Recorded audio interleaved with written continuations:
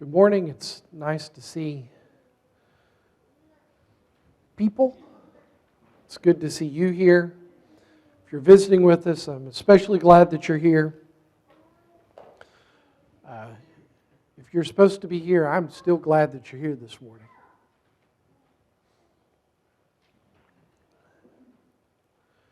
So, for those of you who don't know, we have a dog. Used to have 2 dogs. Unfortunately, one passed away last year. But we have a dog named Nutmeg. Nutmeg is not a huge dog. Nutmeg believes she's a big dog. And she's not one of those pocket dogs that you could put in a purse or carry in a bathrobe, but she's just not a huge dog, and we refer to her as a little dog. And often we joke about her doing things. And so during this past week, Carol was mixing up a drink in a shaker bottle, like people do when they're on a diet. And I could hear that from upstairs as I was starting to head down to get my lunch. And I could hear that shaking. And I could also hear Nutmeg moving around. And so I asked if that was Nutmeg that I heard shaking up the drink.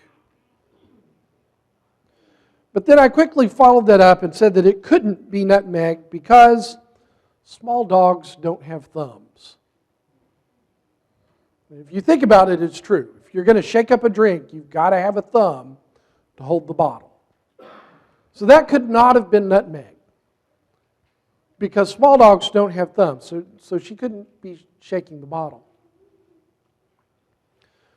Someone says, well, what does that have to do with the sermon? And what I hope you'll see at the end is that the same concept that we use to say that a small dog can't be shaking up a drink is the same sort of thing that we see in our interactions with God. Because He also realizes that there are limits to what we can do.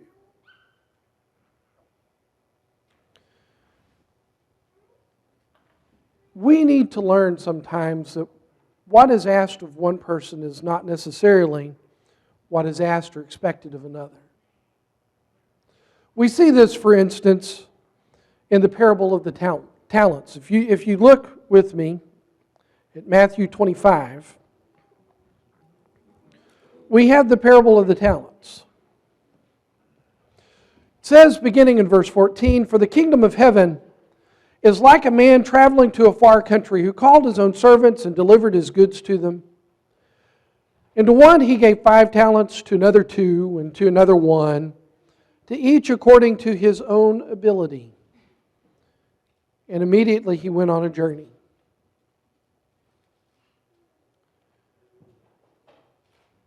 And he who had received the 5 talents went and traded them and made another 5 talents. And likewise he who had received 2 gained 2 more also. But he who had received 1 went and dug in the ground and hid his Lord's money. After a long time, the Lord of the servants came and settled accounts with them. So he who had received 5 talents came and brought 5 other talents, saying, "Lord, you delivered to me 5 talents. Look, I have gained 5 more talents besides them." His Lord said to him, "Well done, good and faithful servant. You are faithful over a few things. I will make you ruler over many things. Enter into the joy of your Lord." He also, who had received 2 talents, came and said, "Lord, you delivered to me 2 talents. Look, I have gained 2 more talents besides them." His Lord said to him, "Well done, good and faithful servant. You've been faithful over a few things. I will make you ruler over many things. Enter into the joy of your Lord."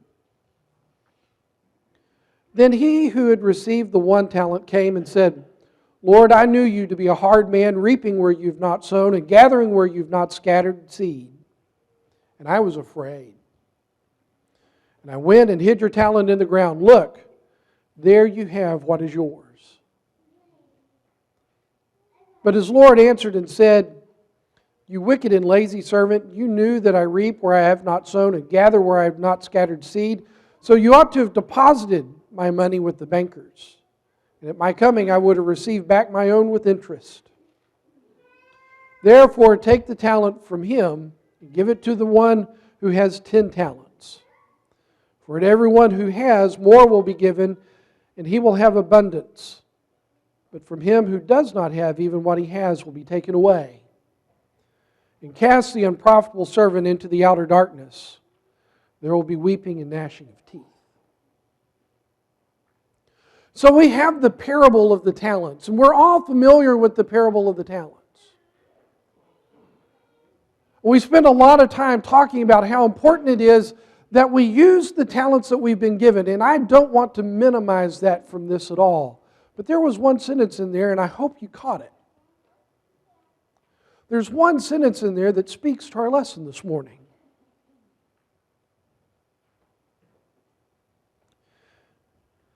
And to one he gave 5 talents, to another 2, and to another 1, to each according to his own ability.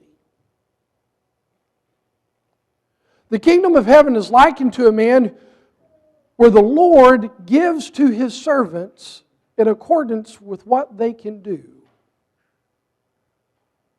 Did you catch that? He looked at one man and he said, You can handle 5 talents. And I want you to understand that in all 3 of these instances, he was giving a large sum of money. A talent was either a weight of between 58 and 80 pounds of gold, silver, or copper. Now, the word that is used when it says that the one who got 1 talent went and hid his master's money is the word for silver. So I just used the spot price for silver on Friday. He gave somewhere between $22,692.48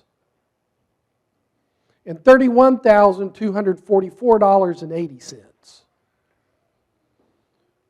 to the guy who only got 1 talent. So he gave him a lot of money.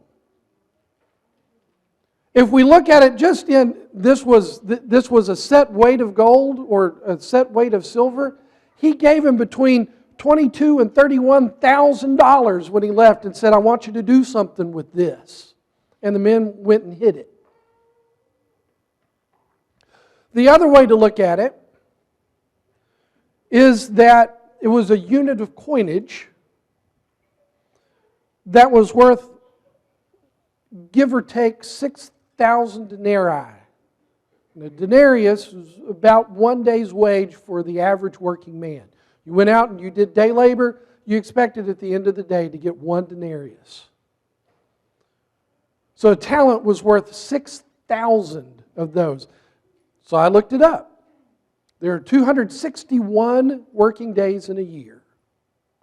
So at that rate, he gave the man who only got 1 talent the equivalent of 23 years of wages. Either way that we look at it, the Lord gave even the servant who received the least amount of money a great deal of money. You take that and multiply it by 5 to get the one for the greatest, and double it for the guy in the middle. But however you look at it, the Lord gave these men a great deal of money. But it said it was according to their abilities. And each servant then was held responsible for the money that his Lord had given him.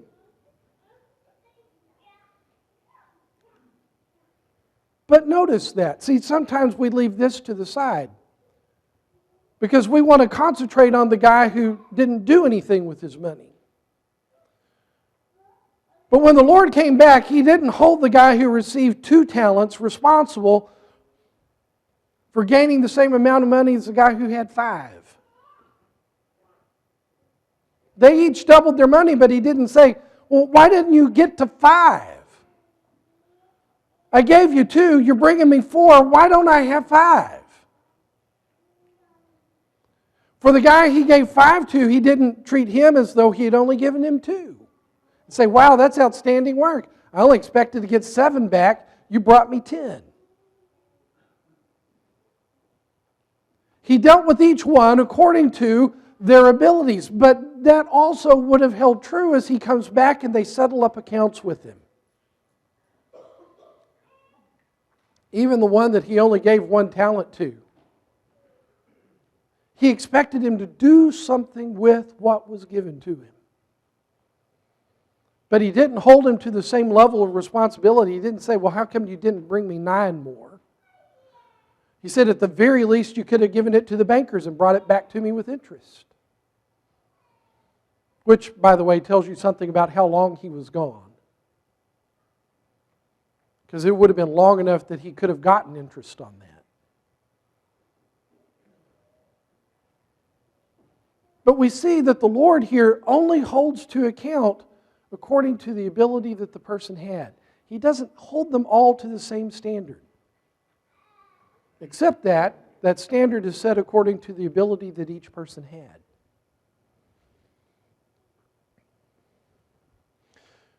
A very similar story is given in Luke 19.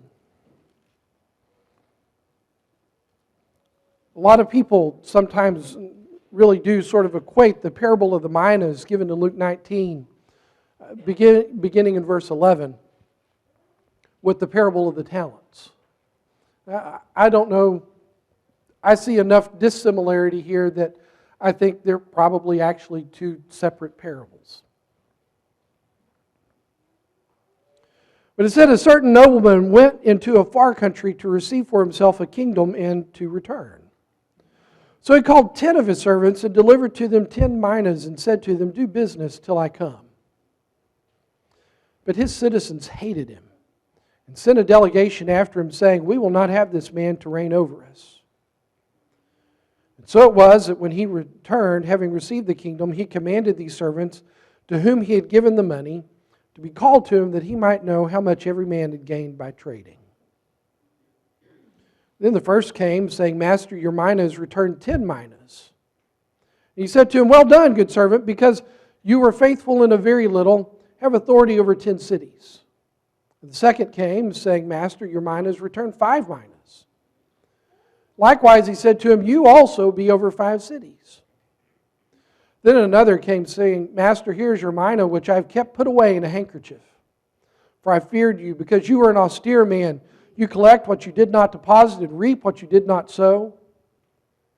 And he said to him, out of your own mouth will I judge you, you wicked servant. You knew that I was an austere man, collecting what I did not deposit and reaping what I did not sow. Why then did you not put my money in the bank, that at my coming I might have collected it with interest? And this man's fate is sort of the same as the 1 talent man's fate in Matthew. But notice here the dissimilarity that we have in this passage. This time we have 10 servants and all 10 are given the same amount. A mina was equivalent to about 3 months' worth of wages. It was a far smaller sum of money. But we have 10 who were given the same thing. One of them returns 5, or one of them returns with 9 additional ones, so he has 10 now. Another returns with 4 additional ones, so he's got 5. But what I want you to notice is that as the Lord accepts what was due him from each of these servants, he doesn't get angry and upset that he doesn't receive 10 from all of them. And oftentimes, we sort of look at ourselves that way. We compare ourselves to each other, don't we? We say, because I'm not as good as that, I can't do. I knew a brother one time who refused to sing because he didn't sound good. He wouldn't sing when everyone else sang. In fact, he told me that years past, a member of the church actually told him he shouldn't sing because he sounded so bad. It took me years to get him through that. But I want you to notice when we look at passages that talk about singing, it doesn't say sing and make melody in your heart if you can sing well. It just says sing and make melody in your heart. The standard there isn't that I need to be able to sing like Luciano Pavarotti could, because I'll never reach that level. It took him years and years, and it took him a lot of training to get there. And I got other things to do with my life. But if I was held to that standard, I'd probably never sing either. But what standard am I held to? Well, I'm a little dog who doesn't have any thumbs when it comes to singing. And I'm not held to the standard of Norman Davis or of Dwight Hawes, who's leading our singing this morning. The Lord holds me to the standard of what can Mickey Chandler do. That's what I need to remember.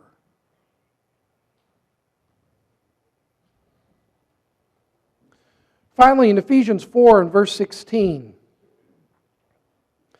Paul makes this very brief statement talking about our relationship to the head.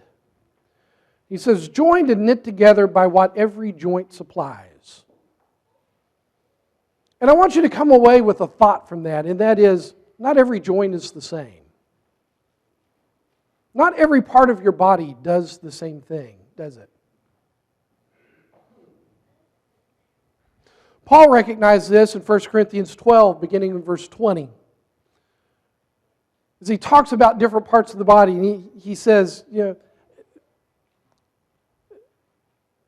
does your body say, because I'm not the eye, or because you're not, does the eye say to the hand, because you're not the eye, that you're not part of the body? Just imagine what your life would be like if all you were was an eye.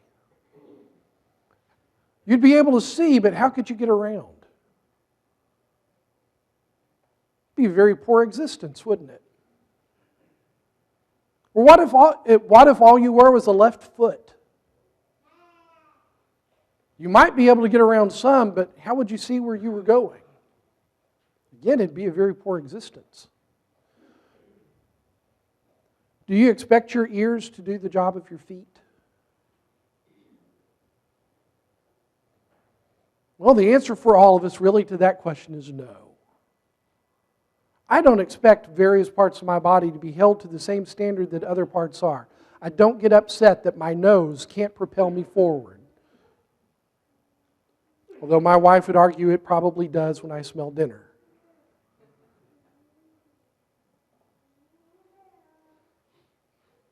But I don't get upset that my ears can't do the job of my feet. I would get upset if my ears stopped hearing. And I would get upset if I woke up one morning and discovered that I was lame and couldn't walk. But I don't get upset that my ears can't walk. And I don't get upset that my feet can't hear. Because I hold each one of those parts of my body to the standard of what that body part can do, as opposed to what the entire body can do. So if you're like me and you're a small dog who has no thumbs, what is asked of you? And the answer is, you do what you can. If you look at the parable of the sower, that's in Luke 8. In Luke 8 and verse 5, the only thing we really know about the sower is the action that he took. It says the sower went out to sow seed. That's the only thing that God asks of me. God asks me to be a sower who goes out and sows my seed. What does God not ask me to do? God does not ask me to bring the rain on the seed. God does not ask me to cause the ground to be fertile. And above everything else, God does not ask me to cause that seed to sprout and to grow. Any farmer will tell you that you expect when you're farming that a certain amount of seed will not germinate at all. You expect some loss when you're sowing your seed, when you're planting in the spring.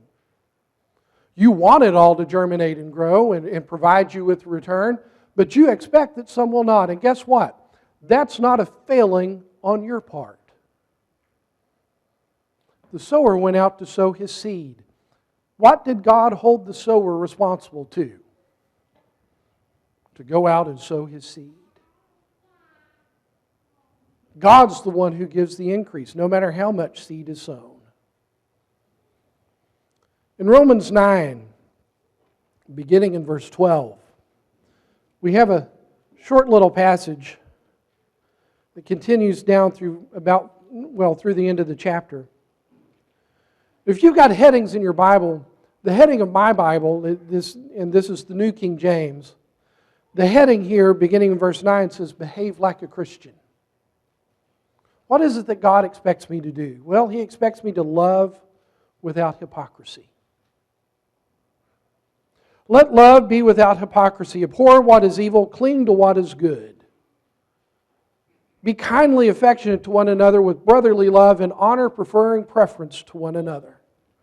So He expects me, in loving without hypocrisy, to abhor what is evil and cling to what is good. He expects me to love deeply as brothers and sisters. That's how the Christian Standard puts it. And I really do like how the ESV puts that last part. It says, outdo one another in showing honor. I'm supposed to do my very best to honor others over me. But I want you to notice something about that. No matter how prideful I am, that is still something that I can work on and do. So God can expect that of me. Because it is something that is not outside my realm of experience. And I'll tell you right now, I'm in a new job, in a new field, and I have gone from being the smartest man in the room to being the dumbest man in the room. I can tell you, if I can handle that, you can handle it too. When I walk into a room, I have to acknowledge that just about everybody else in the room is smarter than I am. And so I have to give them the honor that comes with the knowledge that they have, because I need that knowledge. Well, when I'm dealing with my brothers and sisters in Christ, I need to work on showing them more honor. I need to serve the Lord. Paul says here that I need to do that with diligence and with fervency of spirit. I need to rejoice in hope. I need to be patient in tribulation. For those of you, and I think it's a lot of you, who've been doing the class on prayer, y'all haven't really been talking about tribulation like we have. Because we're in here in the auditorium talking about Job. And Job suffered tribulation. That's a word, alternate, for the Greek word, alternate meanings there include the idea of anguish. Job was anguished. We need to be patient in tribulation. We need to be prayerful. We need to be generous, especially to the saints. We need to not be an enemy. He says, repay no one evil for evil. Have regard for good things in the sight of all men. If it is possible, as much as depends on you, live peaceably with all men. And there's that explicit standard. Do you know that it's not possible to live peaceably with all men? It's just not possible. But Paul says if you ever find yourself in that circumstance, it had better not be because you're the one who refuses to live peaceably. Why? Because that's something you have control over. You can be the one who says, we can work this out, whatever it is. We can work this out. And if someone else says, no, I don't want to work it out, Paul says, that's not on you. But he says, as much as depends on you, live peaceably with everyone. Don't be an enemy. Do not be overcome by evil, but overcome evil with good. Don't be an enemy. Be sympathetic. Rejoice with those who rejoice and weep with those who weep. Don't set your mind on high things and don't be wise in your own opinion.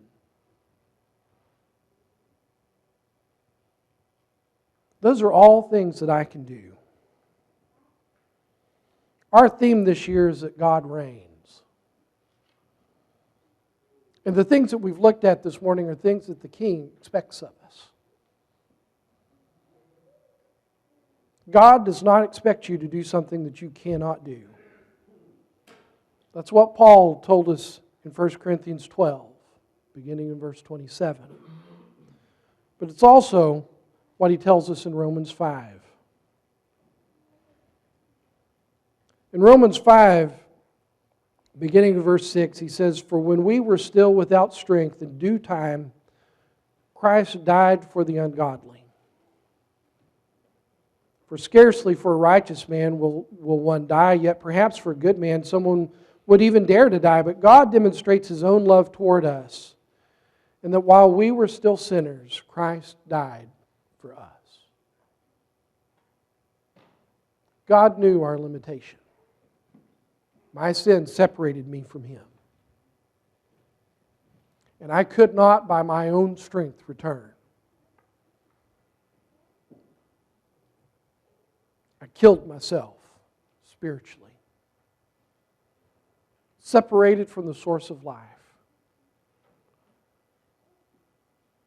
It took His forgiveness to make that whole. And it says, when I found myself in that situation, when I was ungodly, He sent His Son to die for me. But you know what? If you're like me and you're a small dog with no thumbs, He sent His Son to die for you too. And so if you find yourself this morning as a small dog with no thumbs, take advantage of the kindness, the generosity, and the love that the God who reigns in heaven above showed toward you in giving His Son to die so that you might live. If we can help you then in your obedience to the gospel's invitation,